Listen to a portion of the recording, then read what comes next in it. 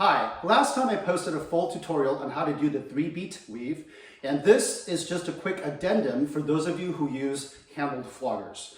Now, if you use finger floggers, or T or ball handled floggers, or poi, it is a little bit easier to do some of the spinning motions in the 3-beat weave. You can definitely do that with handled floggers, you just have to make a few accommodations, right?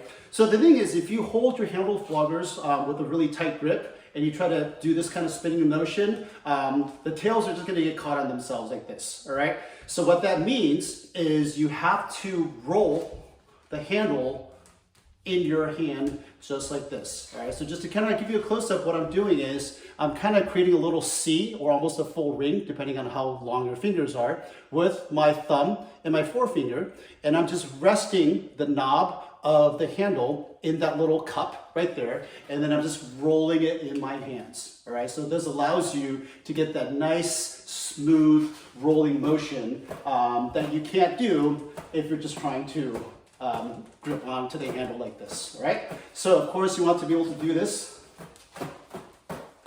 with both hands, and then as I taught in the tutorial, you want to be able to do this as well, just like that. All right, so that's the one thing that you want to practice is this rolling motion. Also, there's a couple of variations on that. Some people will use their index and middle fingers and hold it between like this, whichever is more comfortable for you, all right? All you have to do though is remember that you can't hold on to the handles with a death grip. You have to be very loose and allow that flogger to roll over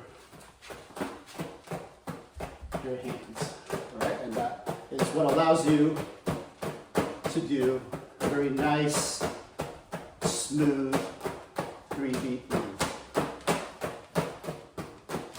All right, good luck.